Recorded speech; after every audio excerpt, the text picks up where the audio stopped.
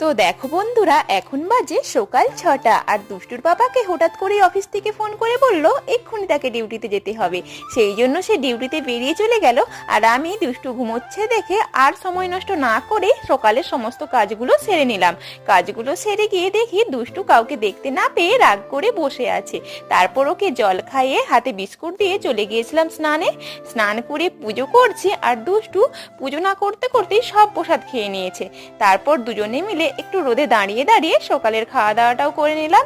তারপর রান্না করে সবজিটা কেটে দুপুরের রান্নাটাও বসিয়ে দিয়েছিলাম।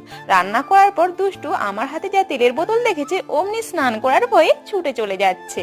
আজ রান্না করেছিলাম মাছের মুড়ো দিয়ে ডাল, মাছের মশলা, কুমড়ো ভাজা আর ভাত। তো ভেবেছিলাম দুষ্টুর বাবা হয়তো 2টোর সময় চলে আসবে, কিন্তু ফোন করে বলল আসতে তার রাত্রি হয়ে যাবে। সেই জন্য আমরা দুজনেই দুপুরের খাওয়া দাওয়াটা করে নিলাম।